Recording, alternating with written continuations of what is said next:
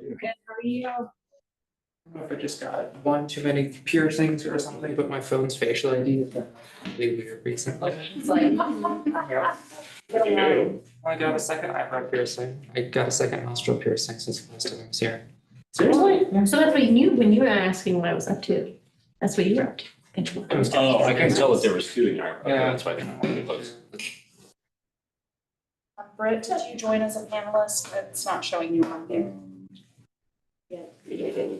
How are you? I'm good. This looks so, this really I say it actually looks up Yeah. and very. Yeah, that is actually looks tempting. pretty simple. Compared to, I just remember like the vegan cheese in like college, Hmm. or like vegan fridge.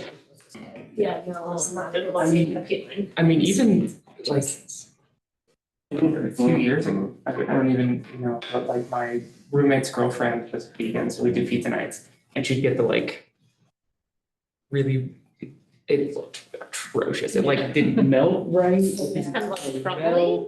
No, it was like, it was faux like shredded cheese. So it's like little cheese bits. Yeah. And it just like got kind of greasy and soft, but didn't melt.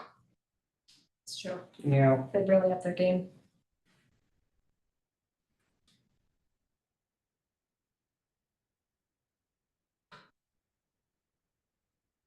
Brett, Zoom really does not love you today.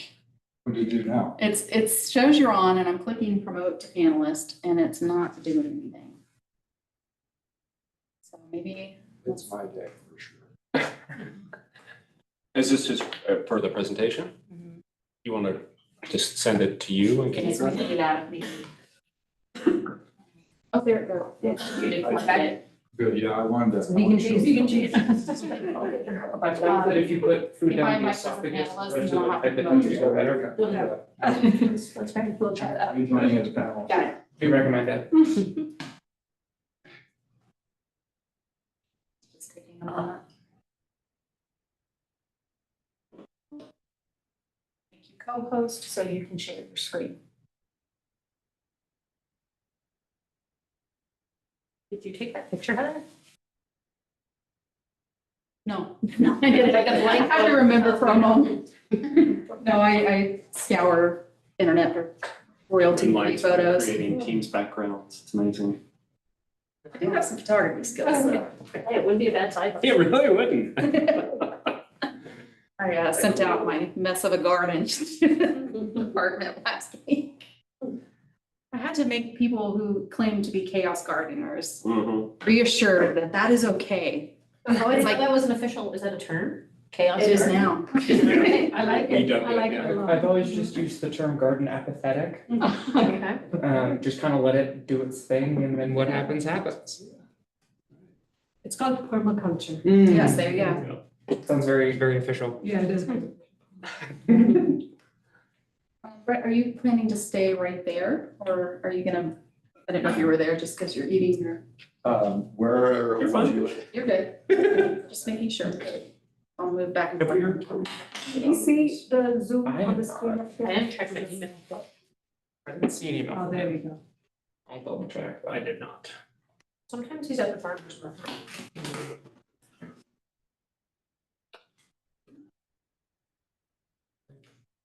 Always forget that the farmer's market's a thing.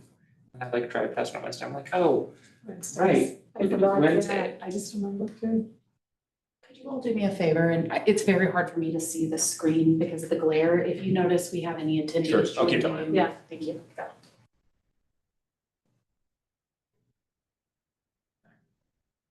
I can shoot him a quick note.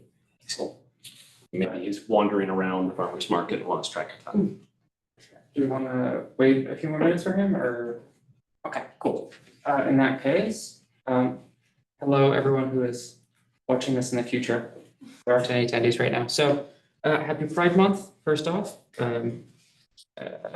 Let's start, on this meeting to order.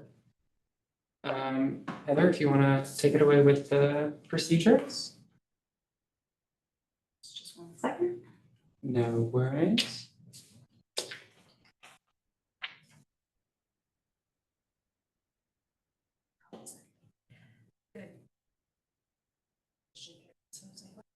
It's really gingery. And so you're aware, the public is seeing the presentation, not that screen you're looking at. Welcome, everyone. My name is Heather Sandine, and I'm serving as the technical host for tonight's meeting. Thank you for your grace and patience as we all adjust to this new platform. I feel like it's time to update that language. We're all learning, and we appreciate your understanding with any technical issues that may pop up today. The city has engaged with community members to co-create a vision for productive, meaningful, and inclusive civic conversations. This vision supports physical and emotional safety for community members, staff, and board and commission members, as well as democracy for people of all ages, identities, lived experiences, and political perspectives. For more information about this vision and the community engagement process, please visit https://bouldercolorado.gov/services/productive-atmospheres.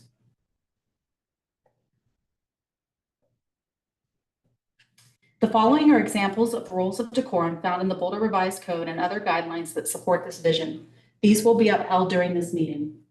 All remarks and testimony shall be limited to matters related to city business.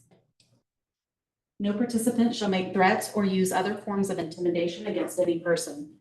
Obscenity, racial epithets, and other speech and behavior that disrupts or otherwise impedes the ability to conduct the meeting are prohibited. Participants are required to sign up to speak using the name they are commonly known by, and individuals must display their whole name before being allowed to speak online. Currently, only audio testimony is permitted online. Because we do not have registration for open and public comment tonight, you can indicate you would like to participate by using the raise hand function. The raise hand button is in the participant box, which can be found in the menu by hovering over the top or the bottom of your screen and then clicking on the participant icon. When the box opens, you will see the raise hand button at the bottom. By clicking that button, you can indicate you would like to participate in open or public comment. If you have joined us by phone, you can press *9 to raise your hand.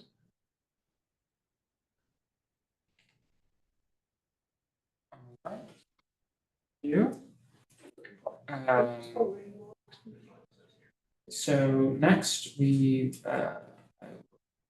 motion to approve the minutes for our last meeting. A second, and then I think we're going to do things a little bit more officially, so let's just do a quick raise of hand vote just to approve the motion. All in favor? Great. So minutes approved for our last meeting. Do we have any no public participants? We do not. All right, so with that, I think we can move on to our business stuff. Jonathan, do you wanna? Sure. Yeah, I'll get us rolling.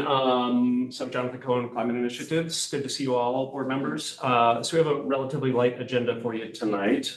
First item, I'm really excited to tee up, and I'm just going to turn it right over to Brett Kincaid. Many of you remember and probably really miss Brett. I realize that he's not been back to visit with you all in quite a while, so had to do a little arm wringing to get him here tonight. I'm only kidding. So I think we've talked at length about the various kind of work areas within the department. One of those that Brett leads is nature-based solutions, and I'm really excited for Brett to be here to talk about a launch of a really exciting program and project that launched this week, in fact. And so, Brett, are you ready? You relatively ready to go? You want me to say some more words? Talk just a little longer. So maybe I'll just say before we get into the Community Forestry Corps discussion and Brett's ready, we can launch. But again, the other things on your agenda tonight, just a couple of updates for me. I wanted to give the board a little follow-up and conclusion from last month's discussion. And the last couple of months, we've been talking a lot about the energy code update and the landscape equipment discussion. And so council had those conversations just a couple of weeks ago. I thought I'd give the board just a little bit of a debrief on that discussion, what happened and what's next. Then the other piece, which we probably won't get into tonight, but I do want to bring back at a future meeting, is we just had a great conversation with council last Thursday or 2 Thursdays ago now, I cannot keep track, on the community wildfire protection plan. So I'd like to start bringing forward some of the great work that's going on in the wildfire space, because there's a lot of implications, and love to have the board provide some feedback on where we're headed and some of that work. So we good? So, Okay. Welcome Hi, back, everybody. Brett. It's good to see you again. nice to see all of you. It's It always reminds me of how grateful I am that community members would provide their own time to come be a part of this process of trying to help guide our work and to represent the community in this really important area. I worked for almost 10 years as a liaison after Daniel or Jonathan had served probably a similar amount. So it's just really nice to see all of you and nice to see new faces in EAB. It's exciting. So I wanted to give you a kind of whirlwind tour this evening, since we have a little extra time. I thought I would introduce you to some new tools that we've been working on over the last 18 months to try to give us better information about what the likely characteristics of climate change will be in our community. And then particularly how we can start to work with our living world, the natural, so-called natural infrastructure around us, to prepare us for the kinds of conditions that we're now needing to anticipate. So I'm going to start off tonight by showing you a tool that, let's see if I can, we'll see if we can make the gremlins skedaddle and get onto the, let's see here. And Brett, as you're doing that, I just wanted to introduce yourself for the record, first of all, if you don't mind doing that. And then second, just to be clear, this is an informational item for the board. We don't have specific feedback that we're looking for. We just thought that this is a really important launch. Wanted to get your feedback, any thoughts, and if there are things that you'd like to see brought back, just let us know. We can get that scheduled. Yes, good evening. See, 10 years and still I can't remember the protocol. My name is Karen. I'm the city's Climate Initiatives Department. I have the privilege to be the division manager for our nature-based solutions team. This is a relatively new team. And in fact, for those of you kind of new to the EAB, the Environmental Advisory Board, at least when I started, was significantly about our climate action work. And that was almost entirely about our energy work. And so most of the people who sat on the Environmental Advisory Board were really interested in municipalization of what we were doing around that. Just a few years ago, we started, well, actually in 2016, when we wrote the last version of our full draft of the climate action plan, we tried to acknowledge that climate change was about more than just energy systems, and that actually the larger living world plays a very big role in the stabilization of climate. And so since that time in 2016, we've been slowly building out a work area around how to work with the larger living world around climate stabilization, climate resilience, et cetera. So we formed a new team in the nature-based solutions team about 2 years ago to start really furthering that work. And a lot of our job is to really try to work across all of the other city departments who actually control or are responsible for managing those kinds of living systems, OSMP, parks, greenways, et cetera. So a lot of what our team does is to try to compile information about what we understand around climate change and what the role of living systems are, both in causing it, in reducing it, and also enabling us to prepare for it. So what I'm going to show you now is a tool that we developed over the last year or so that was developed by a former professor at CU named Paul Janowski and a firm that he formed called Resilient Analytics. And this actually grew out of work that Paul had done with the city since 2014 to start to try to take global climate models and do what they call downscaling, which is to try to make that, those models are designed to try to see change at a global level. They're not useful, frankly, for how to think about what we should do on the ground locally. But over time, there have been ways of starting to try what they say downscale, bring that to the point where we can use that information. And so Paul's been one of the leaders in this. And so he took some of the information about what we understand to be, well, literally the climate model. So I know you might have heard of RCP 4.5, 8.5. These are the projections for what will the climate look like under different conditions of emissions. And so under sort of, we now only, it used to be that there was like, we would look at the low emission scenario and the medium emission scenario and the high emission. We don't even look at the low emission scenario. It doesn't even really relevant because we've blown past that.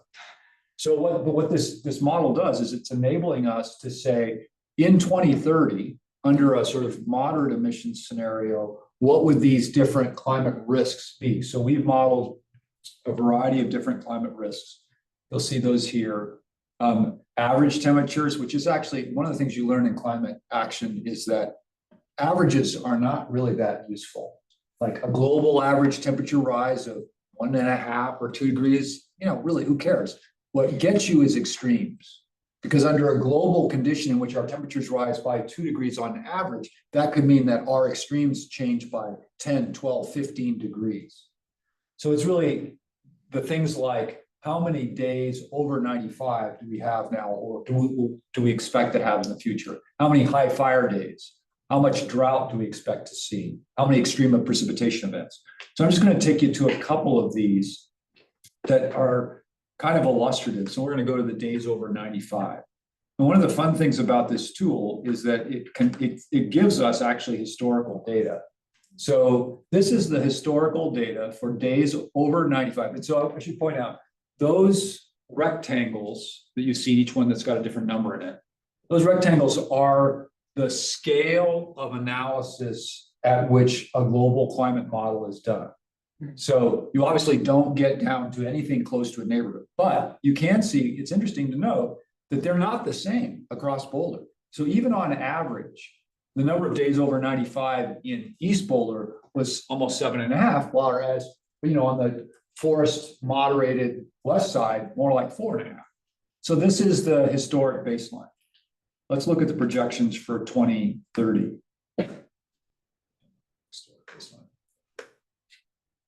So you can see we're talking about doubling, tripling, quadrupling of the number of days over 95. And this is where you start to really see human risk. And I'll talk about that in a second. Heat is actually the greatest sustained danger that we face from climate change. There are other things, the sort of charismatic catastrophes, fires, floods, hurricanes. Those are certainly terrifying and dangerous. But what gets us most, and you'll see this in the data, is heat. So anyway, that's one example of days over 95. And then I'll just Can you click on the 2050? yes. Now I'll just note that sometimes you don't see as much change in fair amount. Still keeps going. Sometimes, and the signatures of these differ between the risks. So as you can see, this does increase at 2050. What you do consistently see is that the real ramp up of system destabilization is in the next 10 to 20 years. And that past that, we've kind of hit a whole new equilibrium of disruption. But let's go to, this is the one, unfortunately, that is probably the most shocking and the most, one of those that is truly most threatening to our community. So this is the number of high fire days that we would be considering ourselves at high risk. And this is the historic baseline. This is the historic baseline up to the late teens. Now, if I go to even now, that number is 116. So it's gone up tenfold just since that historic baseline number. And then 116 days of the year. 116 days that we are now considered likely to be. And today is a really good example. If we get winds like we had today in another month, we will be in extreme fire danger. Right now, the landscapes are moist. And so it's dangerous, but it's not nearly as dangerous. But these combinations, and we've seen this, as we all know, we've seen a lot more wind, right? And wind events. That's a feature of climate change. One of the things that is sort of ironic, I'm waiting for Jonathan and our energy team to really pick up on this insight, that we've been focusing for 20 years on the fact that we have an energy problem as a species, right? That we're using a lot of energy and we're using this really carbon dense energy that we're releasing into the atmosphere. So the irony of our situation is that what happens with global warming is that the globe is capturing a lot more energy. That's what heat is, just a form of energy, right? So if you increase the amount of heat in the global system, what we've essentially done is added a lot more energy, which can manifest in heat, it can manifest in wind, it can manifest in all these kind of extreme events. That's just a lot of energy moving around in a system, playing with itself in terms of water and wind. So what we need is for our energy team to start capturing all that energy and pulling it back out of the system, while our team is actually bringing all that carbon and water back down into the ground. So you guys do that, and we'll do this over here, and then we'll all be good. So anyway, when you look at this, let's see if we can cross. It's this one. Yeah, so the 2050 numbers, let's see if it changes significantly. Yeah, so it's really high now. It's like in the 115s to 20s. By the 2050, we could be 160, 70. So it's daunting. So part of this is that we just need to understand what are we facing here. So let's now. So these projections assume like the same inputs over the decades, or do you like adjust given the previous decades numbers, like is 2030 getting essentially different inputs than 2050 from 2030 to 2050? Does that make sense? Which inputs might you be thinking about? Whatever inputs you're using for the model for heat changes or wind changes. They're I assume those aren't gonna be like the same, we aren't gonna have the same environmental conditions for these 5 years as we would from 2045 to 2050.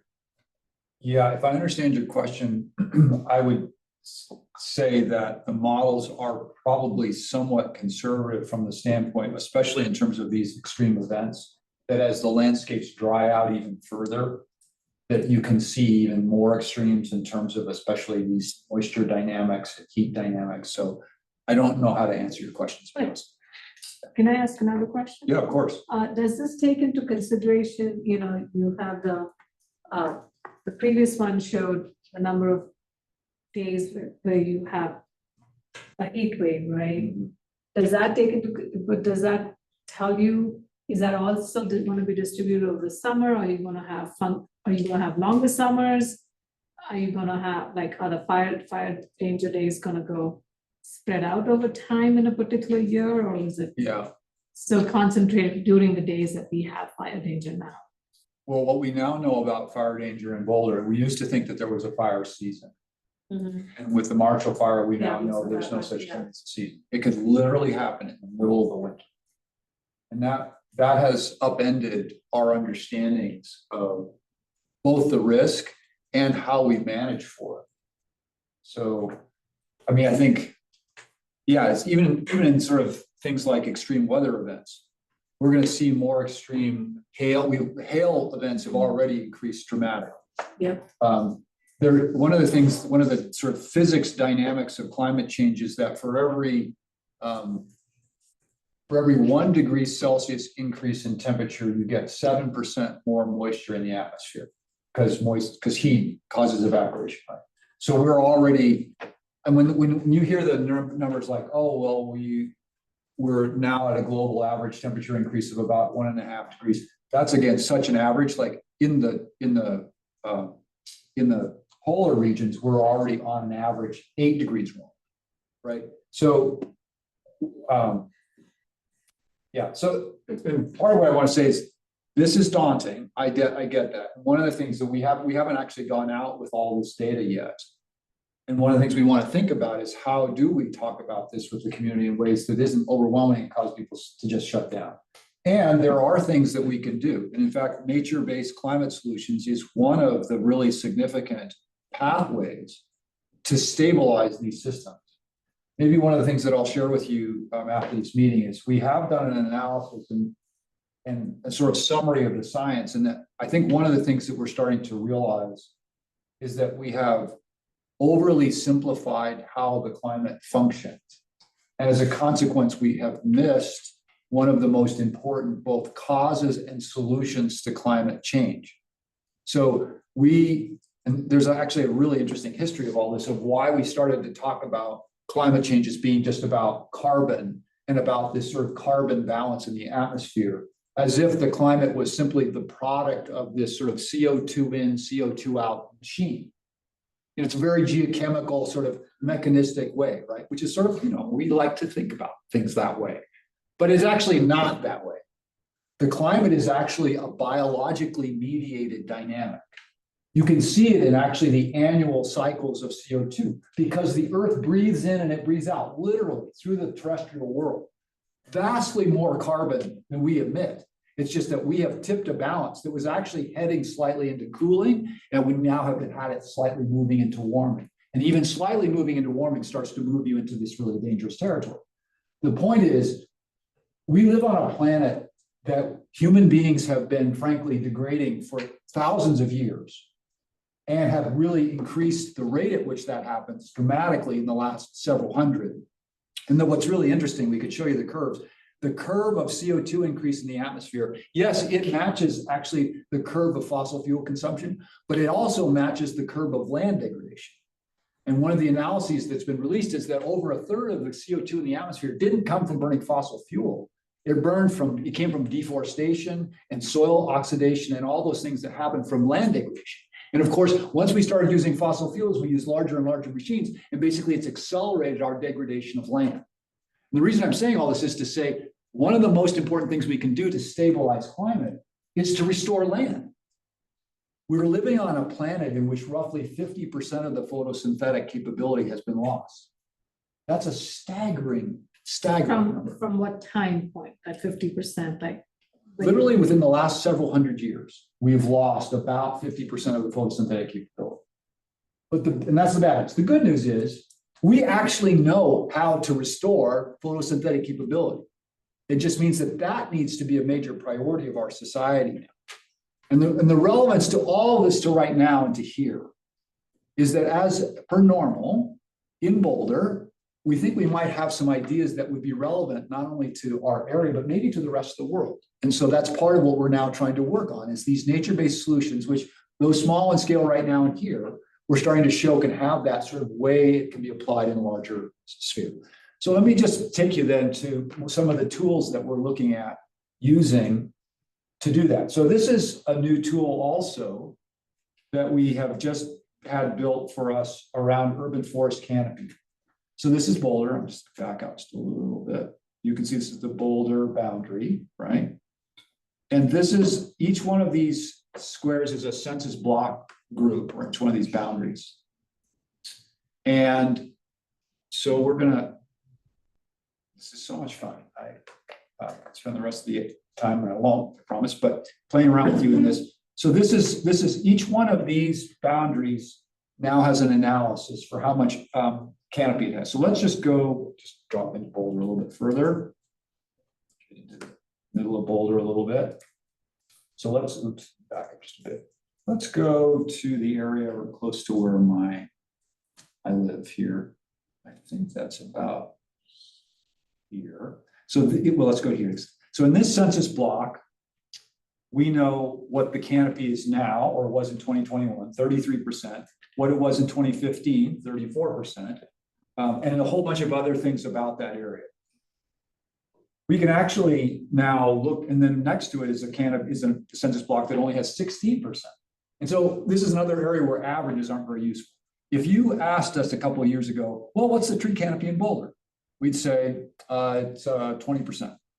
As if all of Boulder had a 20% canopy. Well, actually right here, you can see it's 33% in this area. It's 16% here. It's 7% here. What neighborhood is that? Well, let's take a look. So Yeah, it's interesting how like it goes just within a few blocks from my, yes, well, you know. you'll start to see this in a second when we start to show you the, so, yeah. And this is, what's the definition of a tree versus a bush? Like how tall are you getting? So this is aerial imagery that's done by the National Agricultural Inventory. So they use some now machine-based algorithm that starts to interpret what that photograph is in terms of canopy. I can actually show you. So this is, let's go right down. So this is right about, so I live, in fact, I'll show you something fun. In this tool, and this is available now to public, we haven't really widely shared it out yet, but we will. Let's just go to my house, 9937th Street. And it will take us right there. And then if we wanted to, and so I was showing you the analysis at a census block group level. We can do this, we have the analysis run at all these different levels. Census block group, which is what you saw initially. So let's just look at census blocks. So in my area, I live in a census block that has, 16% canopy. We had 17%. Let's back up just a little bit so we can see this a little bit. so now we're looking at census blocks. This is my census block group, which actually includes the whole park behind us and so on. Let's go That's over what I was here. wondering, like, what does the baseball park count as? Well, I'll show you something else interesting here in just a second. Hold on that question. So this is really important. Average tree canopy in Boulder is 20%, right? But my neighborhood, my block next door to us, their canopy is 37%. So, you know, in some places in Boulder, it's 5% or it's 10%. In other places, and that's really important as to who's got risk from shade. We actually, and you can take what's really fun is we can actually go down to the parcel level. It takes a little bit to render this, but so we can literally see Oh, wow, parcel by parcel. parcel by parcel. Wow. And here's what really gets fun. When we bought the data, we bought a baseline year that we could compare all previous years to. So we bought 2015. So let's look at urban tree canopy from 2015 to 2021. Anything that's tan to brown is loss. Anything that's sort of greenish is gain. So in my parcel, we lost a big cottonwood tree. So we lost canopy. But this is not so interesting. What the really useful way to look at this loss number is when you start to look at census block groups and because then you can start to really see patterns across the community, right? Now we can really start to get a sense of what's happening to our canopy. Up to this point, by the way, we might get canopy information maybe every 10 years. Now we're going to have it every 2 years because we're now living in a fast change world and we need to see these kinds of changes in that kind of a context. Can I ask a question about, like, when you look at Boulder, it's very interesting. Like when you zoom out, right? Okay. And I'm bad with north, south, east, west, but let's just say the way you were showing it, the right-hand side has no trees and the left-hand side has trees. Oh, well, How's this is that? all the mountains, right? Okay, got it, So this is all our forested tracts in the open space land. got it, got it. And then now we're out into the plains. So would there never have been trees there in the plains? There would probably not have been very many trees in Boulder, Yeah, except along the riparian stringers, where we would have had galleries of cottonwood and willow. riparian, what'd you say, what was the term you just used?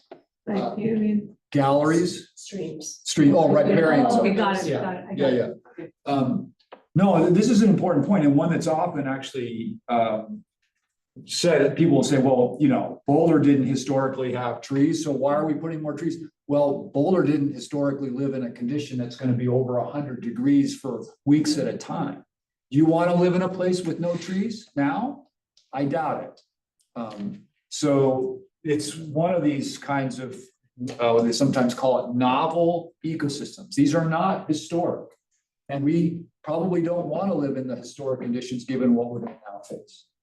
So anyway, what I was trying to show you is that we now have this capability of looking even right down to the parcel level, but certainly at a neighborhood scale. And well, one of the things I did want to show you before I leave this map is we have now launched this initiative I'm about to talk about called the Community Forestry Corps.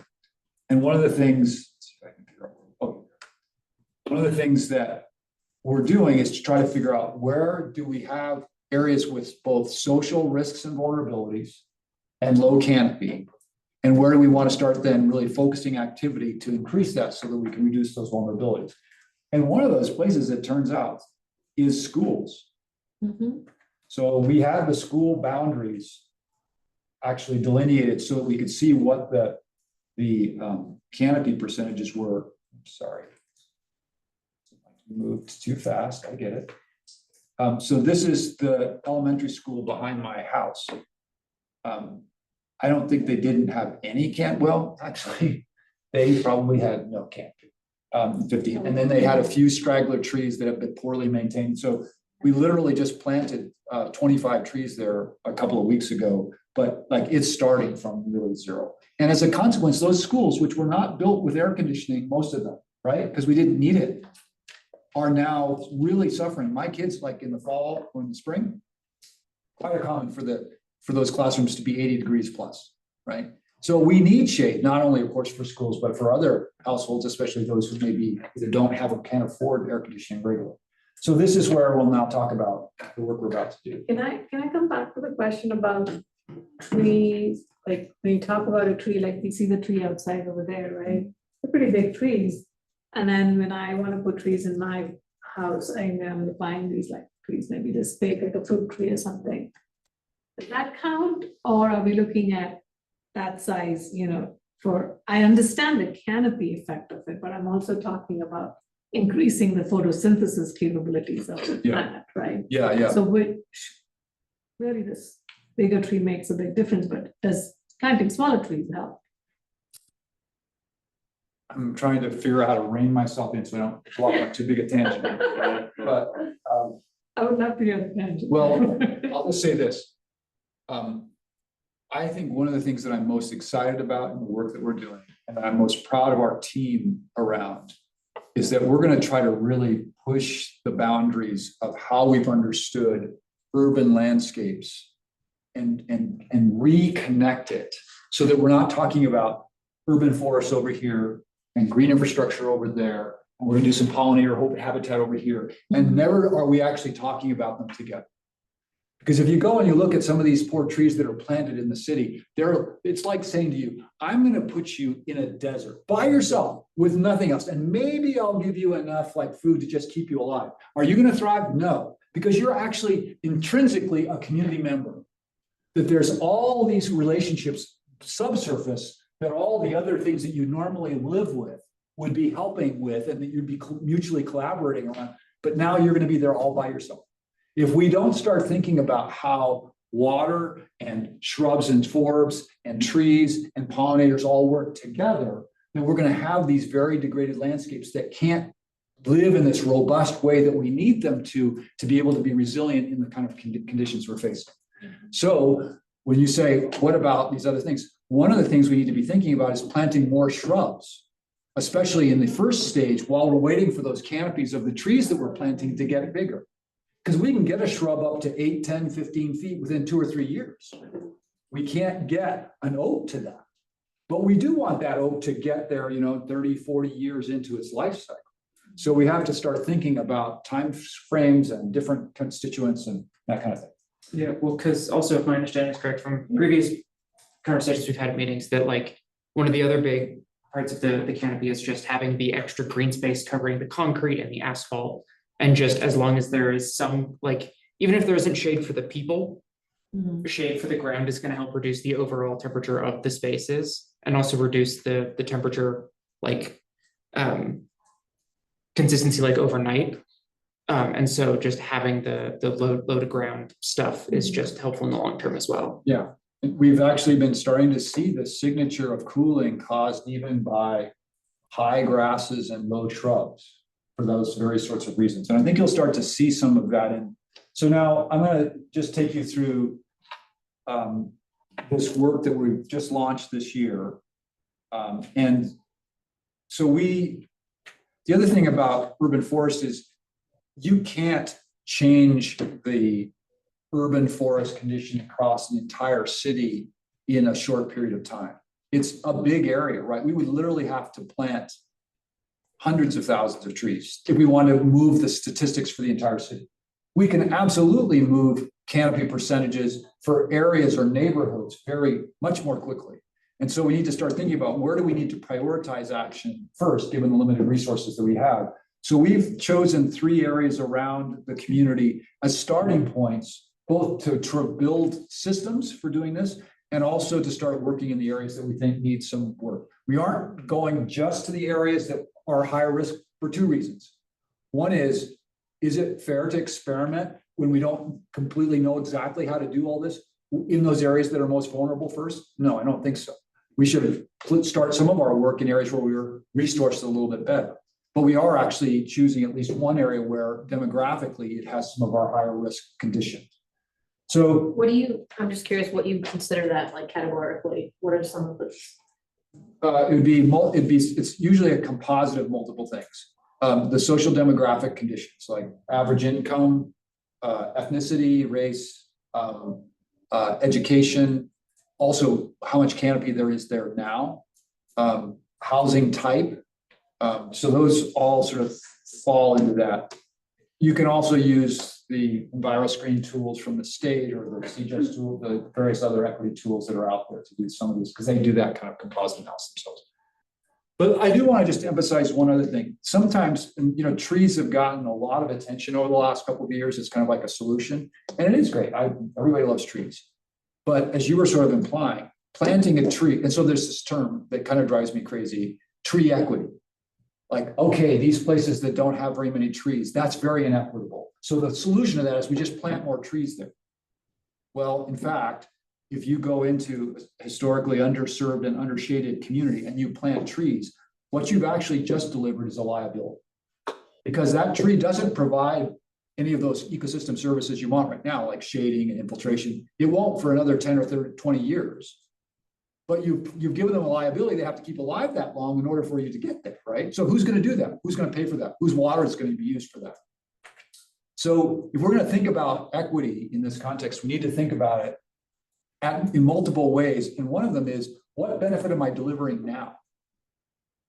And so one of the things we could do is at least make the process of planting and caring for those trees during this period of establishment something that potentially delivers a benefit into those communities. So Boulder has literally launched something that's the first in the nation that we're calling the Community Forestry Corps. And it's based on the premise that if we're going to be planting trees, we need a plan for how we're going to take care of them. And if we're going to take care of them and we're going to spend money to do that, we ought to actually at least make that opportunity available to the people who come from some of those communities that we think are most at risk. And so we've launched this initiative called the Community Forestry Corps. And I'm excited to say that, which just launched literally this week, we have, I'll get into this. Well, let me just go back to this issue of heat. We could share this information with you. These are the deaths from sort of the charismatic types of climate change issues like hurricanes, tornadoes, and you see extreme heat. Like there's just no comparison to the number of people who are. And that one of the things that we're starting to worry about is when you see heat and energy systems that are no longer, and so they've done some analyses that's pretty terrifying about what the prospective number of people visiting emergency rooms are in places like Phoenix, and I can't remember where that other spot is, Houston, I think it is. And like there are scenarios which are not at all unlikely in places like Phoenix, where if you have a major blackout or brownout and you're in that sort of sustained 110 plus time, it's just going to be catastrophic. So this is all just to say we really need to work on heat. So in 2022, we started this. In fact, we were one of the first 3 years of a project with NOAA to do what we called the Heat Watch program. And in this program, it's a really fun program where it's just a single day. And you kind of go through this hair-raising process with NOAA to try to predict what that hottest day of your year is going to be. And then you recruit a bunch of volunteers, and they 3 times during that day, you send them out on these driving routes where they have a thermometer that's in their vehicle, and you drive them through these routes that have been designed to try to capture all the variation in the community. And this is a really interesting example of that. This is from our 2022. It turned out to be, it was one of the hottest days of the year. We had this great graduate student team that organized 70 volunteers in the community. They went out 3 different times. It was like 7 to 8 a.m., 3 to 4 p.m., and then 7 to 8 p.m. And this is the temperature variation at the 3 to 4 p.m. So you can see it's a 10-degree difference across town. Well, on the leftmost side is sort of in the deep in the foothills. yes, that's right. And the brightest red would be like right in downtown. Downtown, where we have the most concrete and asphalt and that kind of. I did want to show you this. So this is the 3 and 4, the 3 to 4 p.m. and the 6 to 7. 6 to 7 was fascinating. In fact, we had one of the widest variations in temperature in the nation. So you can see there's a 17-degree difference between the coldest and the warmest in our early mornings. And the interesting thing that we didn't expect was that some of the warmest were on the western edge of town. Now, why do you think that would be the case? It's all the rock on the Flatirons. And it catches the morning sun. Yeah. So yeah, it was interesting. But in general, the high at that point is 78. Later in the day, out there, it's only in the low 90s, whereas downtown it's 100 plus. So So anyway, that's the How many work. days was this done over, or was it just one day? It's just one day. Now I'm Just gonna one come to day. that. Yeah, and that, so this is kind of the state of the art for how to mobilize a community to do temperature gathering that there has been. So more recently, we actually contracted with a group out of Georgia Tech to do an even more in-depth analysis at a finer scale to say, what are the temperature dynamics of our community based on all kinds of things, including the built environment and the natural environment. So I'm not going to go into this very far, just to say we now have an even more granular heat analysis modeling that's been done. But based on all that, we said, okay, let's start figuring out how we're going to do something about it. And so part of this idea was to create an infrastructure for caring for that urban forest that we say we want and need to cool ourselves, and to have that be a kind of youth-powered effort. So we launched this thing called the Community Forestry Corps. It's a paid piece. It started this past week. It will run through, I think, mid-August. It's a lot like, do you know the Junior Rangers program? It's sort of like the urban analog to the Junior Rangers program. And it's ironic to me that we have over 100 kids, and have for years, that are going out every summer to work on our parks and our open space. Awesome. But what about our urban landscapes? And what are significantly underfunded parks and rec department? So now this is sort of creating that analog. I'm proud to say that a part of this has been, how do we develop this in a way that reaches first into those parts of our community that might not otherwise, that are most at risk and might not otherwise have these opportunities. So this is just an example of the recruitment brochures that we put out that were published in both English and Spanish. And one of the things that I'm really excited about is we have hired a crew of 10, half of which are English first or Spanish first speakers. And so we are really walking the talk on this.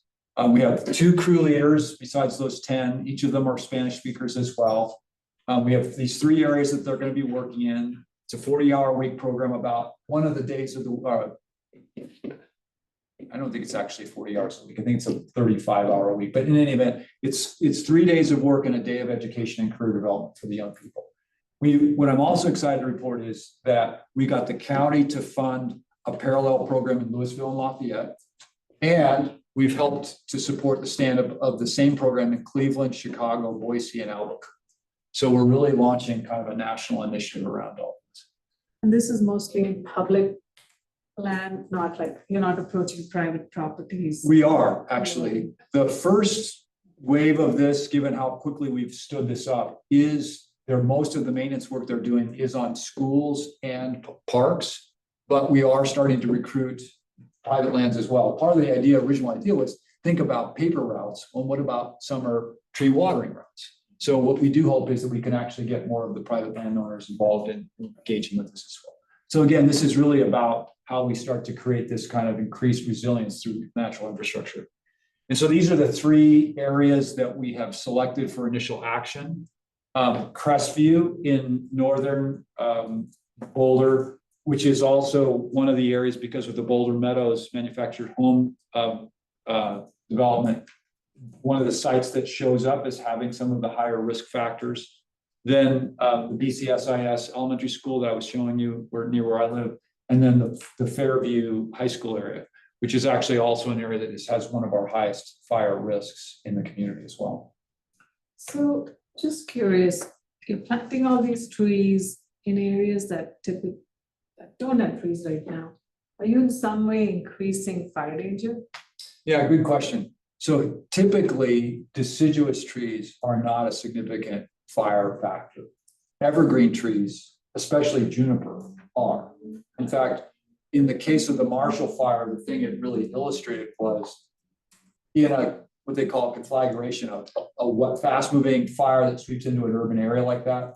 It's not actually house-to-house ignition that they're most worried about. It's the ember cast. It's that once something starts to burn and it starts to send embers into that wind that then get cast. As you might remember having seen how like properties like the Lowe's and other things that burned in that Superior, it was all the stuff that was getting tossed by the wind.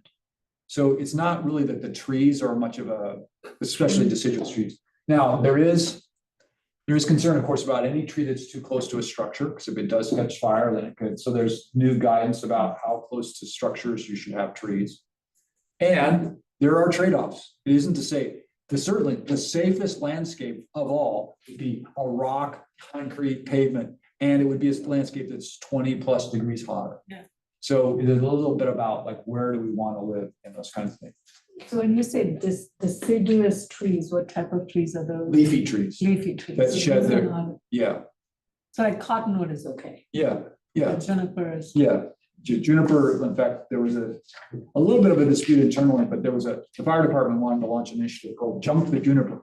Like, go out there and immediately pull out all the juniper, which in most cases probably is a good idea.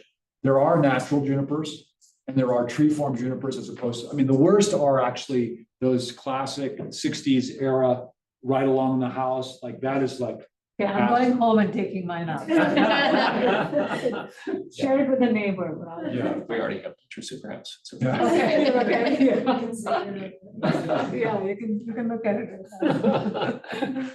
Well, I just wanted to say, this isn't by no means a project that just the city is involved in. In fact, our colleagues and friends at the Play Foundation and Tree Trust are huge parts of it. They're actually the employer of record and the ones that are managing the youth in this program. Most of you hopefully know about the Cool Boulder Initiative, which is over 35 partner organizations in the community working with us on this. This great organization called Classrooms for Climate Action. Boulder County has been investing in this too, and then EcoCycle has been a part. And we're actually now working with the school district, who, by the way, I think are going to become a very active partner in nature-based solutions. Yeah, no, you drive by the local schools, you look at the playgrounds and stuff, there's barely any trees. I'm thinking of Crestview, I live near Crestview, I'm thinking there's not many trees around there. We haven't, up to very recently, we thought of landscapes as just an aesthetic backdrop. We have not recognized their important part of our well-being. So anyway, I've gone on and on. I probably, oh my I have gosh. another question. Obviously I assume your choice of seasonality was for the youth employment, summer availability. What are the implications for like tree planting in the summer as opposed to like fall, spring, when it's typically cooler and their survivability is a little bit better? Well, you typically want to plant in the spring or the fall. Mhm. And so what we're doing actually now is watering and caring for trees that we're planting in the spring. Oh, So okay. we're not planting trees. We're primarily watering and then mulching and doing other things like that. Got There is another issue, which is the program is only, as we've currently got it set up, from early June into August. There's really time after August, of course, that they need to continue to water. And I can't frankly say we've solved all of that yet, but hopefully part of this is that we raise awareness. The schools actually go back into session in mid-August, so that should help us with those. But we're gonna need the community to be more actively engaged in this for sure. Yeah, because I know that there are plenty of high school students who still need a job during the school year.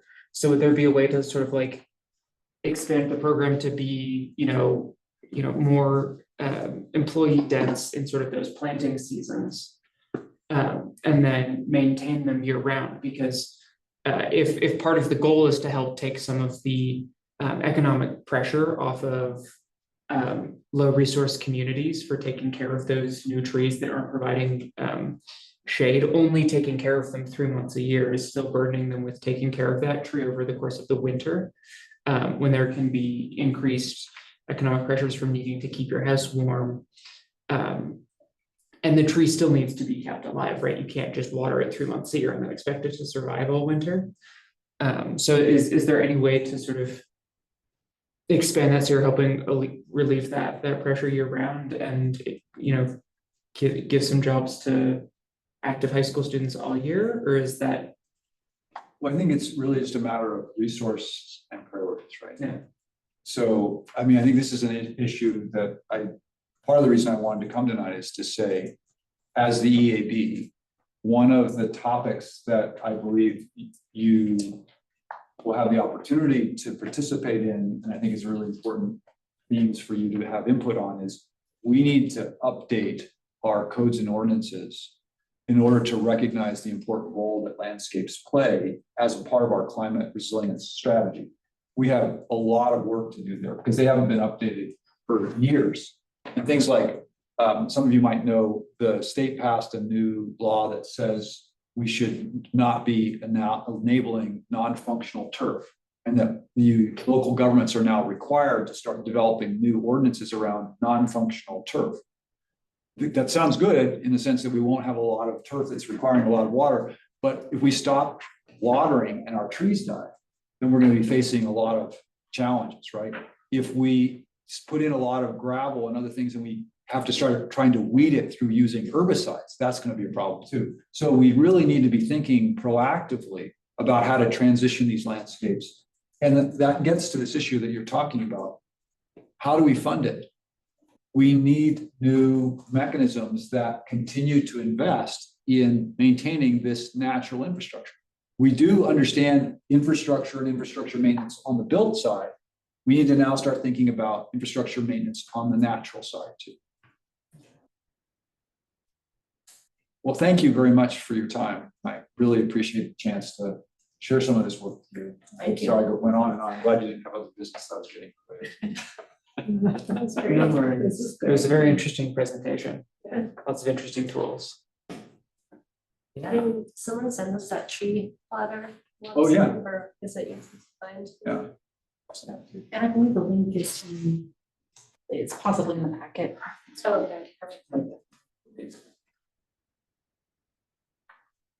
My apologies, no, it's not. So are all your spots filled in the CFP? Yeah, they are filled for this year.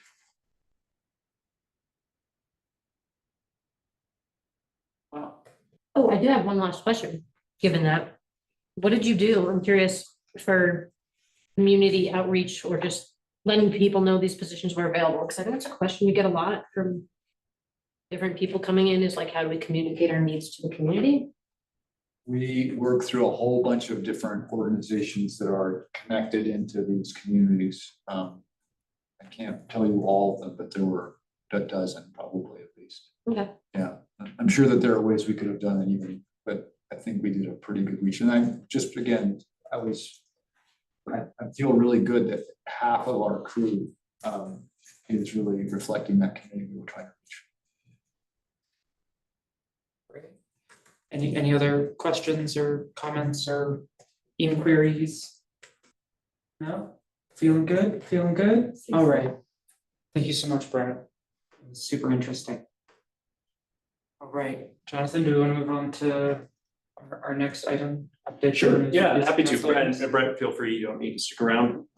You can hear me talk about this stuff enough and certainly save you that. One little segue that I wanted to connect with, and I just really want to appreciate Brett for his leadership in this space. It's really been tremendous, as he mentioned at the beginning of his presentation, that this nature-based solutions work is really, I think, I wouldn't call it in its infancy anymore. It's maybe a solid adolescent at this point, but really, really building a lot of muscle, really building a lot of capacity and a lot of support. And I think, as you probably heard many, many times, how that really integrates into our kind of comprehensive and more holistic work around the climate space. So the one piece I want to kind of use as a nice bridge into this next piece of the topic is where we just ended, and that is codes and how we use codes to really achieve the outcomes that we are seeking. And one of the things that you may have heard in council conversations, they come up pretty regularly over the past several months because we are in that cycle right now of updating a whole package of I-codes. So that's our energy code, looking at our building code. And another is, of course, looking at our landscaping ordinance and landscaping codes and how we use those. And I think it's a really interesting opportunity to harmonize and think very thoughtfully about all of the outcomes, because I think generally there's like, well, that's. You just like, really? Oh, You look really intense there for a minute. It was good. Just thinking about wildfire, how do we think about more enviroscaping, climate-wise landscaping? How do we think about the water and hydrology system? So it's a way to kind of come together and use our code in a really interesting way. But again, it's not just that code. So we start then thinking about how do we use the building code to achieve the same outcome? How do those different codes all work together? And this is something that I think is relatively new in practice for the city, where we treat each of those codes generally in isolation, and it has a particular function. We don't really think about it connects to the other codes for these purposes, resilience, climate, and otherwise. So it's an exciting time to be able to think about that. So I use that as an introduction because that was really, I think, front and center in the conversations that we had with council just a couple of weeks ago. You heard many conversations over the past many months around the update to the energy code, its purpose, why we were updating, and then you provided really valuable input into that process. And I just want to assure the board, and I think you know this, that your comments were really forward. They were heard by council, particularly in the study session that we had with them last November. And then as we brought the actual code language forward to them just a few months ago. So the first reading again was several months ago. That was just an initial opportunity for council to take a look at the energy code. And then we had our big public hearing just a couple of weeks ago. And there were two things, and I'm just really delighted to say that council had unanimous support for what we were trying to achieve with this update. And I'll just remind you, the way I like to talk about this energy code update is our traditional approach is just kind of turning the dial on energy efficiency just to make buildings more and more efficient. And we really changed our approach and tactic this time, and to really use the energy code as an opportunity to drive gas out of the portfolio. That was really its purpose. We've gotten to the point where I wouldn't call them diminishing returns, but as you really tighten up the efficiency in buildings, you start to have these unintended consequences on cost, on deconstructibility of those buildings. And those are things that you don't want to run into. And because we have really tight buildings, how do we think about human health in that application? So this was our opportunity to kind of shift our approach into the human health space of combusting methane gas indoors and really drive it out of the portfolio with electric only for new construction, remodels and additions. You all know this, you heard lots of those presentations. I'm not telling you anything you don't know. So there are two things that council asked us to do as amendments. The first was the execution date. We were planning on kicking off the new code on July 1st. They asked for a little bit more time for builders to kind of settle in to this new electric code, understand it a little bit more. So they asked that the implementation date would be December. And part of that was we didn't want to go into January, first of all. That's not a great time for kind of the code officials. There's holidays and all of the stuff. So that after a little bit of debate, council agreed on December 1st. So not a huge issue. The second one was a little bit more substantial, but still not an issue for the staff anyway. But just a couple of days before we went to council, we had a letter from a number of large property owners that have traditionally used offsite solar. So that's solar that's not on the building specifically, but community solar or large scale commercial solar, say in Weld County, and they would use that solar to meet the on-site requirements. And we've always allowed that because it's new additive solar into a system, which is good.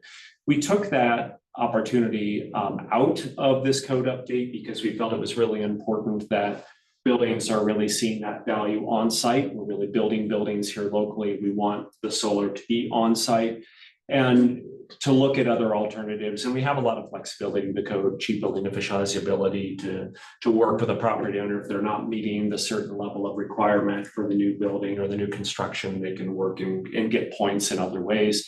And so we didn't want to advocate for offsite solar. We wanted to take that out, and a lot of the large property owners asked to put that back in. Council was sympathetic to that, and so we're going to work with those developers in Q3 and come up with some alternatives, and we may or may not include it. When you say large property owners, is that like large single family homes, or is this? I'm sorry, no, commercial. Commercial. Yeah, large commercial properties. And understand that a lot of those big buildings, they have a lot of purposes, they have a lot of architectural shading, they have things on roofs, air conditioning units, and so forth and so on. It's not a great contiguous surface all of the time. Even so, we want to do as much as we can on site because we're making a major shift right now in my department to think about solar and the benefits that it provides, not just because solar is good, but how do we start now into this next phase of hardening our system, resilience, adding in storage capabilities, thinking about microgrids, thinking about resilience hubs and the way solar plays into that is really important to us, not just, well, solar is good, but it also has great economic value and benefit in being on site as well, so. Did they cite their reasons? Was it lack of space on site? Was it economic reasons? Did they specify what their? Yeah, I mean, it's always cheaper, right? I mean, they can subscribe to community solar, like I said, in Multnomah County. And so price per kilowatt, installed kilowatt is a whole lot cheaper than doing a project that might be kind of chopped up on a funky route, for sure. I mean, I totally get that and I understand it. And that's why we originally had it as an alternative, but we wanted to push a little bit harder in this update. And ultimately council was sympathetic, as I said, and that's fine. So we'll go back, have a conversation and see what we'll do. And it'll be a standalone code amendment. It won't solo up the adoption of the code. The code is slated to be adopted tomorrow night on third reading, so big milestone. So you said the letter was received like a couple days before the meeting, It so was. you didn't have a chance to talk back and forth with Not any really. of those? No, we discussed it with a few property owners originally when we did some of our outreach and community engagement with some of the commercial and industrial property owners, and there was a little bit of grumbling, but nothing that was really organized. And then they got organized and sent a letter, which is totally good. And then would it be possible to just do like, you can do a certain percentage offsite and then, or is that like also off the table or? Nothing's off the table at this point. Yeah, as I said, we didn't want to hold up the code adoption and try to solve it all right now. We have the ability to go back later in the year with just a standalone amendment to the energy code once we have some opportunity to discuss. Okay, sounds good. Second item on that evening, and Carolyn provided you all a good presentation, I think at our last meeting that we were together on landscape equipment, and I'm delighted we had a lot of discussion with council members leading up to that item. I was disappointed because the energy code discussion took a long time and we didn't start our conversation about landscape equipment until about 9:45 p.m., which doesn't really give community members a great opportunity to watch and listen, because it's a tough and challenging topic. Ultimately, again, another item that the board provided really valuable input over the last 2 years as we've been running the pilot program. And we presented the same results. We presented the results of the pilot, what we've learned, what we've heard, how landscape companies are transitioning, how quickly, and we kept our recommendation, as you all know, not to implement any regulatory measures right now, but to continue in the space, learning more, understanding the implications on small landscape companies. With the intention that we can always come back and add some regulatory component. We also wanted to see what's going to happen with the state rules as those roll out over the next year to see whether we see a faster transition and maturation, I think, in the electrification of some of that. So ultimately, it was a really good evening, got through a couple big milestones, and then the following week, as I mentioned earlier, we brought forward our draft community wildfire protection plan. And I just wanted to signal to the board, again, it's a really important topic that I want to bring back to all of you on the next couple of months and give you an opportunity to weigh in on how we're moving forward on some of the community facing elements of that wildfire protection plan. Great. I have a somewhat related question. Sure. From the April council retreat, I think there was something in there about updating the climate action plan. Yes. Do you have any more information on what that means and when that's happening? I have all the information. It's my item, yeah. Yeah, I'm just curious to know about that. Yeah, so there was a discussion at the council retreat. I thought we talked about this at the last Did I meeting. miss it? Maybe. Were you here? You were I here. was here. Yeah. No, but I meant like. That's okay. I might have. I remember talking about the Golden Valley. When it tunes out my voice, I'm not kind of, it's okay. Yes. Put everybody to sleep. It was one of the council priorities. It was one of the added priorities. They had their 10 and then they added this one around updating the climate action plan. The intention was we had planned on coming back with an update to the structure of our plan. I talk about this a lot. I have a really strong aversion to spending months and months having staff try to write the perfect document. Pass it, adopt it. It takes a year to do the thing, graphics, you pay a lot, and then suddenly it's outdated. It's not, in working in this space where things move so quickly, I made a very conscious decision with council a couple of years ago that we would not do like update every 5 year, a big plan, because we know what needs to be done. We can look at it in modules. We can look at strategic kind of our work plan so people can see what's dynamic and what's moving.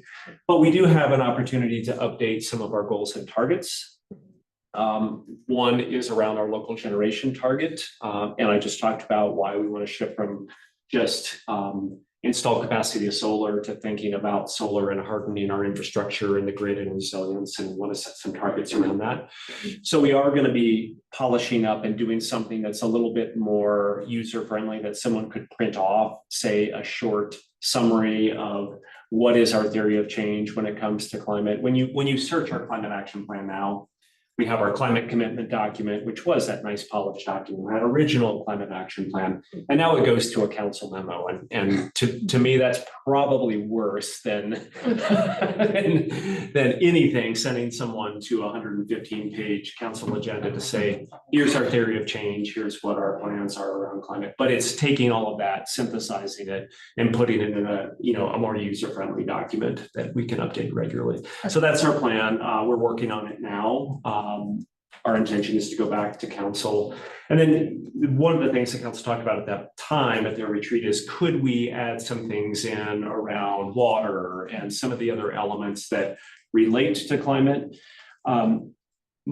My response in the moment was, what I don't want to do is go out into other departments and other plans, like our drought plan, our water efficiency plan, our grassland master plan, our open space master plan, that have now embedded climate resilience and sustainability into those plans and try to pull them out and drop them in one document.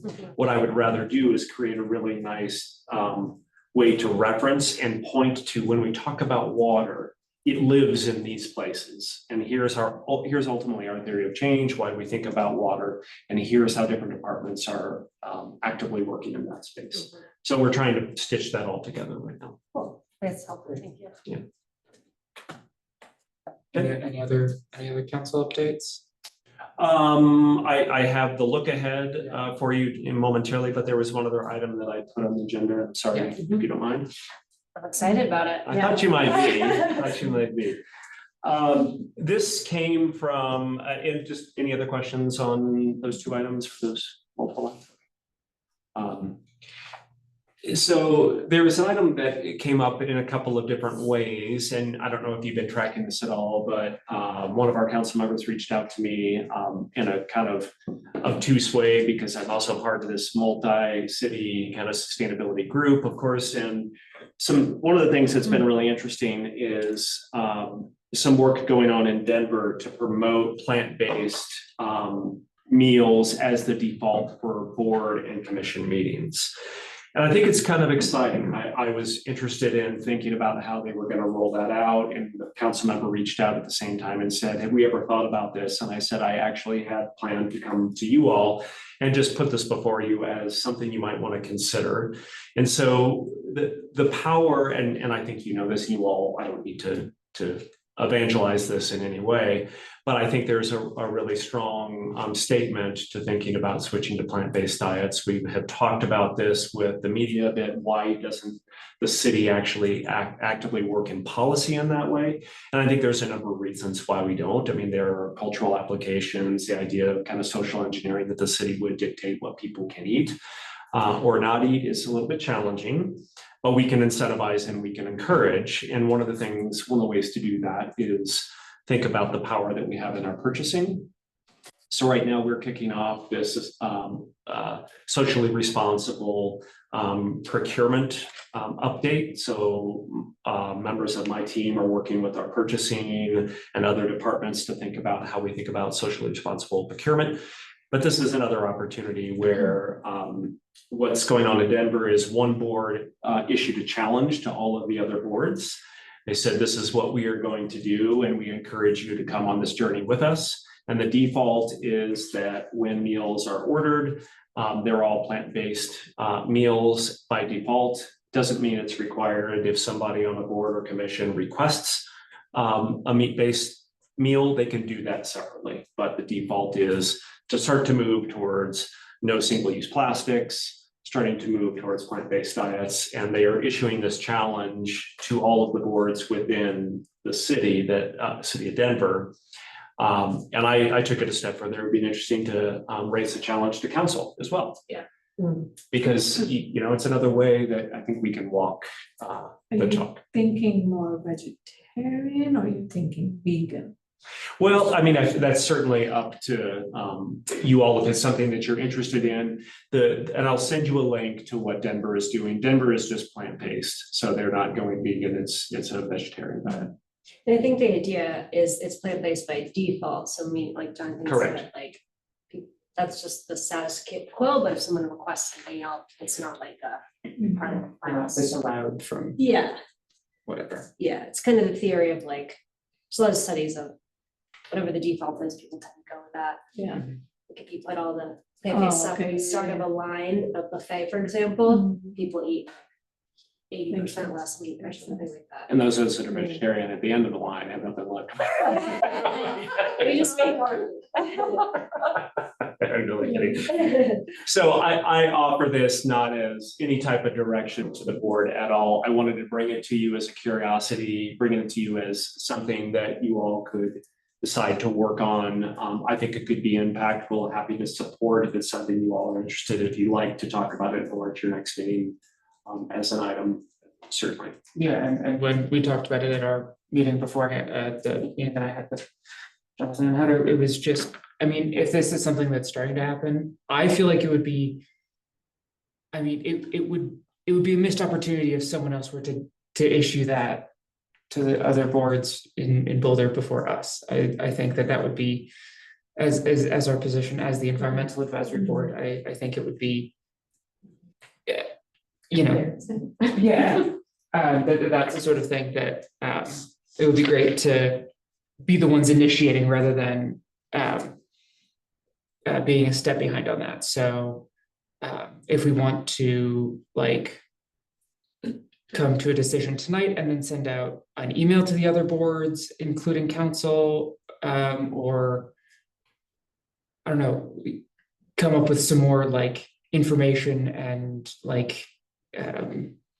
informational items before that we could include in that, and so then talk about it at our next meeting, or just sort of throwing it to the board as to what we thought our best path forward was going to be, but that it would be, in my opinion, best to be on the forefront of it rather than on the back foot.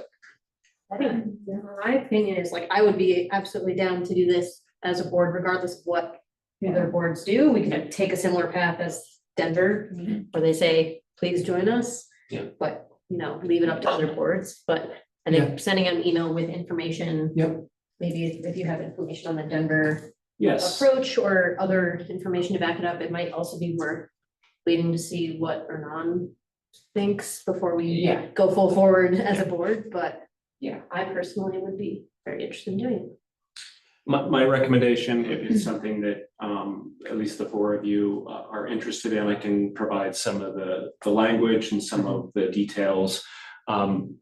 Spend a little time with that and maybe put some time under matters from the board at your next meeting to decide together whether it is something you want to do and how you want to do it. If you want to develop a little ad hoc committee, if you want to set some guidelines, thinking about writing, so whatever you want to do with it at that point. And then myself and Heather and the rest of my departments, here to help as well. Yeah, I think that sounds like sort of the best idea is just, if you could gather the language that they used down in Denver, sort of what that process was. I'm happy to look into it myself I as also well. have a lot, I've already written up a lot on this, so we Yeah. can. That was gonna be my next tip. Yeah. This is Our local kind of expert. your area of expertise. Yeah. So if you had any information that you wanted to give us. And I know the person in appreciate Denver. it. I had a few. For a while, it was supposed to be a little I don't know, they weren't trying to advertise that, I don't know why there's some Denver politics or something, but now I think it is public information. Yeah, I'm all for it to, plan forward. And I think another thing that I would appreciate also is minimal waste, Mhm. right? So no plastics, all reusable and things like that. I think we already Yeah. do that. So, Yeah. yeah, which we always Vegetarian too already, so we're not doing, this board wouldn't be. This is Adjusting a It- launch, it- yeah. It would not be a particular Oh, change the for other us. boards don't do with us.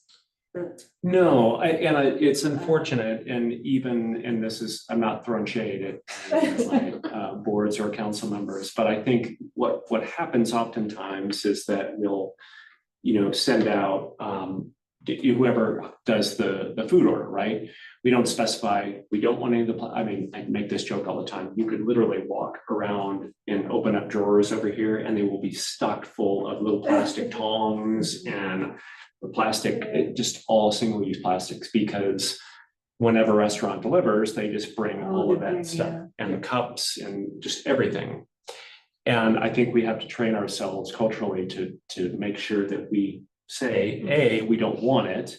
And then the next step is we are going to work with vendors that only provide items in reusable containers, reusable takeout containers. And we have that power, and I just think it's really tremendous. Yeah, that could be a useful thing to add to if we're sending out a note or Mhm. whatever form to email to other boards is we've, like you said, Heather, been doing this for a while. So based on our experience in Boulder, like It's this is a way to approach it, say language to use when ordering. Yeah. Or we have found these restaurants, XYZ, to be great partners and really easy to work with in these ways. Could we extend this invitation to all city purchasing of meals? So like, Potentially. like staff.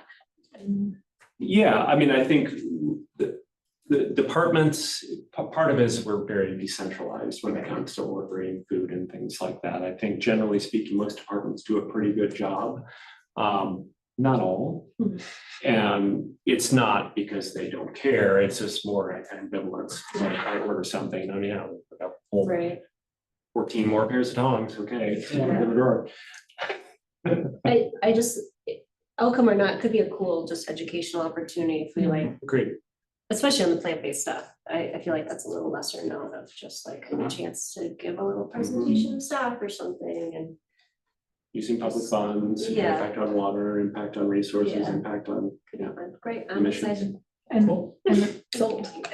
I know that when I go up to Eldora and to the women's thing, program, they gave out these little containers with reusable forks, knives Mhm. and a little, and so I would say about 1% of us would bring it back every time for our meals, but still, I think it made a difference, Yeah, right? And so I know when I do this for my kids' events and stuff, I'm like, bring your own plates, I'm not giving you water, Yeah. bring your own water bottle. No, bring your own forks, knives, a little towel. And so we can go that far. I know people will roll their eyes, like, carrying around their own forks and knives, but something to think about. we provide them, And- our office provides them for Yeah. all city facilities. These plates and utensils and cups and mugs, we actually Yeah. buy them in stock cabinets. And you could put a little footer, right? If you're eating with us, bring your own silverware. Okay, so Thanks for entertaining the idea. Yeah, that's no, pretty it's, cool it's, idea. it's a good one. Can you tell us who on council is the person? Um, You don't have to, I'm just curious. well, I don't know that I want to Do you know without which, asking. do you know which, or can you tell us which board initiated? In Denver? Denver? You- Sorry, you were asking about council. Oh, yeah. Mine was a different I think it question. was,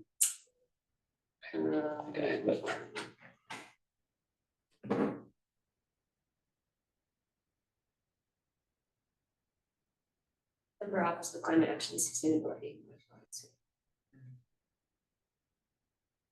And now General Parks and Recreation I think it was Parks. was the first one that joined. Yes. Yeah.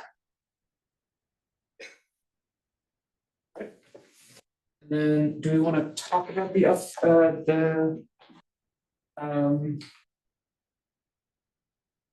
mayor's trip to the council in Brazil or the farm council? Oh, right, we did say we were gonna possibly do that. If not, that's fine, but I was just wondering if we wanted to talk about that as well. Yeah, so as an update, I'll put this as an item under matters from staff. So we've been working with Mayor Brockett to have him represent Boulder at the IGLE World Congress, which is taking place in São Paulo, Brazil, in a couple of weeks. It's exciting.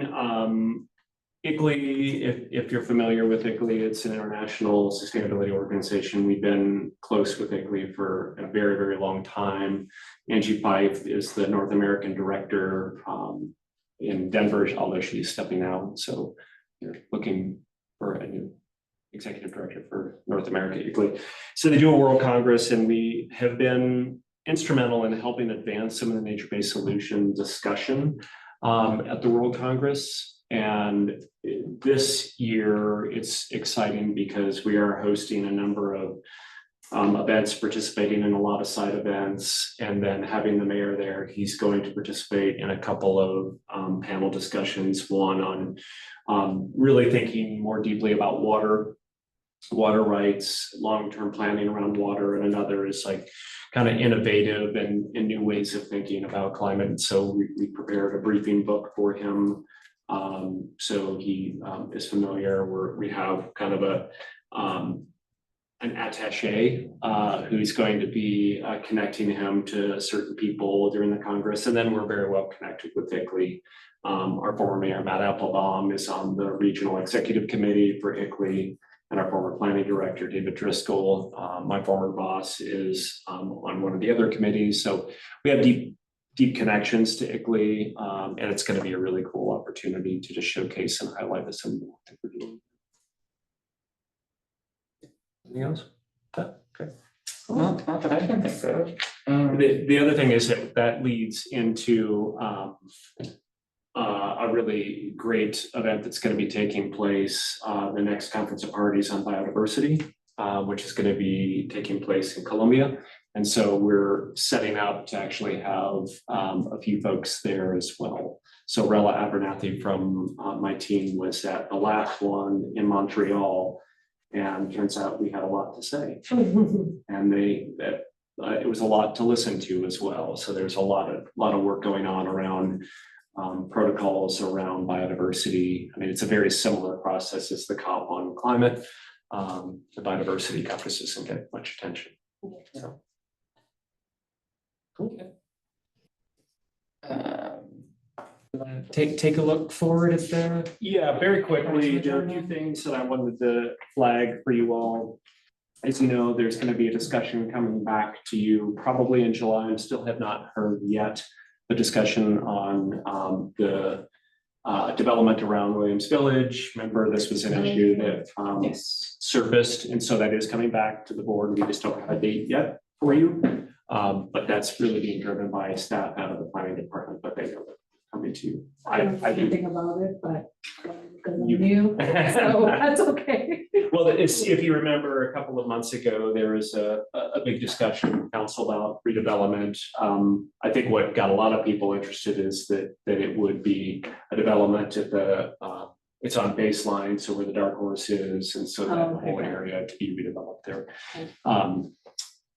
And as part of that, it was a request from council to have that item brought to the board to get your feedback and input. So we're getting that scheduled. A couple other things I wanted to flag. You'll see on June 27th, there is a conversation that I reached out to our planning staff to understand a little bit more about the trajectory around the planning reserve. So the planning reserve, I think, is something that the board should really be paying some attention to. So if you think about the area 3 in the planning reserve is the area that's dedicated for potential future development outside of the city that's not conservation easement. So it's subject to 4-body review. So that's the planning commissions of the city and the county, and then the council and the board of directors, and they make a decision jointly about how to develop some of those areas. Why that's a big deal is I think there's a lot of discussion about growth And one of the ways that people are saying, well, we don't need to be thinking about density and height. Let's just do what we always said we do, and let's move into discussion around area 3 and expanding into those areas. People are saying that. Oh, yeah. People are saying that. People are saying that. I'm not gonna say what people, but that is an argument that is out there.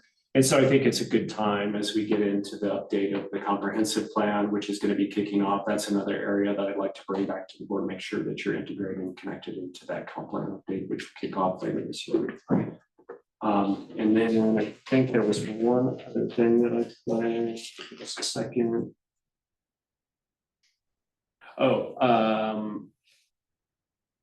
June 13th, and that's another one that it's not right to come back to you, it will after. There is the draft form-based code updates to implement the East Boulder subcommittee plan. Just making sure that you're all tracking and following the East Boulder subcommittee plan would be really good. This is not the thing that would come to you, but I signaled to my colleagues in planning that I'd like to get somebody on the subcommittee plan to come and talk to the board. Right. That's what I got. Cool. In that case, let's talk about our next meeting a little bit. So the first Wednesday of the month in July is going to be the 3rd.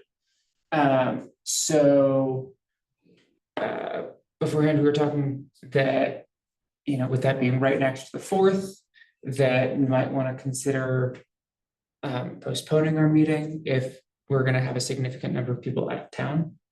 If people have 4th of July plans that take them out of the city. So, I mean, I personally have very little qualms about having a meeting the night before the 4th, if we're all in town and around. But if that's not a night that works for people, then I think we're happy to postpone the meeting. So, What's the staff's preference? Do you all have a preference? I'm sorry? Do you all have a preference? It's whatever works for the board. This may not be here. That's fine. I don't have a preference. Could we just not have a July meeting, or do we have to I think postpone we it? had, I mean, well, We given the didn't have a plant-based meeting. discussion. Yeah. so that's the other thing is, We have at least. I mean, I don't know exactly what y'all have in the works to talk about. But I mean, we could do another similar thing to what we did in April, where we could have a meeting in the middle of July if there isn't anything urgent, and then skip August. What I know now is that there's not anything time sensitive for July. That may change. My guess is I'll just call it the Williams Village redevelopment site. My guess is that may be ready by July. My guess is August is when that's gonna Okay, come. so we'd want to have the August meeting regardless. So, yeah, we could skip the July meeting if there's nothing urgent, and if that's what the board is wanting to do, but I'm in town, so. yeah. I'm in I can- town to the I can 3rd, get a meeting. and I don't mind having a meeting on the 3rd. But I'm just thinking most people typically don't want to have a meeting on the 3rd, right? So, I'm also in town, but I'm hoping to make some sort of plans. I just don't know if I will. Yeah. I'm hypothetically going somewhere that's Can I offer another suggestion, John? Is that okay? Sure. We could also make that meeting virtual only so Yeah, that that- people could join in from wherever they are. That's definitely an option as Or well. for the sincerity. could we make it earlier in the day? Is that an option? So that if people do want to get out away from That that? would be hard for my work schedule. Oh, got Yeah. it. Yeah. Personally. I mean, personally, yeah, I don't work Wednesdays, but I have a weird work schedule. So, yeah, I mean, we could definitely do a virtual meeting on the 3rd. I don't know, my opinion, I'm an antisocial homebody, so, I'm kind of, And a virtual meeting doesn't mean you're on vacation, but you should still feel obligated to come to the meeting just because it's virtual, correct? Like if people are on vacation, they don't need Yeah. to come just because it's virtual. That's right. It's sort of like you're away, like. Yeah, no, I mean, there's always the I wanna- virtual We're option. talking about plant-based, that's why I will be here. Yeah. I Yeah. do wanna have a July meeting to meet your goal of like getting this plant-based challenge Yeah, off and absolutely. going in July. Because we put off to August. Just for that reason, I would say, let's do it. Does it have to be on the third? No, That's another thing. you could reschedule the meeting whenever you like. Trying to make sure We it doesn't often push overlap it to with- following Wednesdays when Yeah. it falls close to a holiday, so the tenth could be an opportunity to. Which I will not call in for the tenth, but I think that's a good idea to keep this Oh, that's right. one topic going, which I'm totally fine. Is the only like concern overlapping with other city meetings? I just know that has been brought up before. Overlapping meetings. If we overlap Yes, we can- anyway. Yeah, We gotta look Like at 22 it. conventions. and it's also Okay. more relevant if we're doing a hybrid meeting as opposed to a virtual meeting. Well, it sounds like we're all gonna be here, Yeah, so. I mean, so we can just do the third. If we're all fine with having a meeting the night before the fourth. I'm not particularly in the patriotic spirit this year. Given a number of things, so. But that's just a me I thing. don't wanna make, you have to show up. I don't have. Please one. do not worry about Okay. it. I know, that's what I was thinking, I was like, it's just not right, because most organizations, I know, a lot of organizations, I know. Have like a third, fourth, that they're making a big long Yeah. break out of it, And the third evening is. That's just my thinking on it. Sounds like we're Okay, all. Okay, yeah, so I think we're all in agreement. Yeah, we'll just stick with the third for the meeting. Yeah. Definitely feel free to join virtually if you've got plans. And are, a social human, but otherwise I think we're good to do the third as normal at 6 p.m. In the event that Armand cannot make the third, how does that affect the plant-based discussion and consensus? I mean, I would prefer for him to be here and prefer for him to voice in.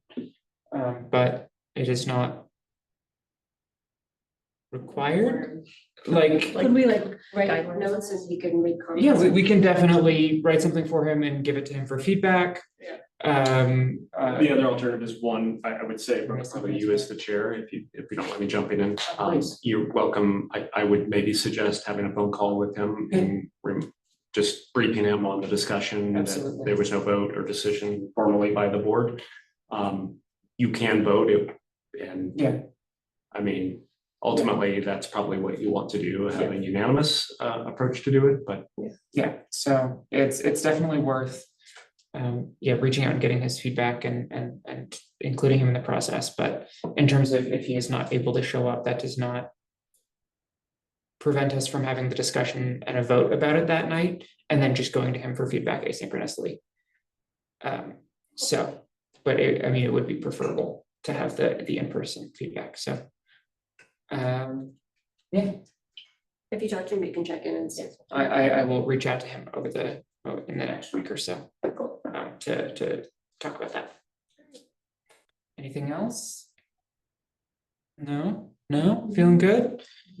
Got all our stuff. Jonathan, anything else from you? Great, in that case, I will make a motion to adjourn the meeting. Can I get a second on that? Great, all in favor? And that'll do it, thank you. Yeah. With all attendance.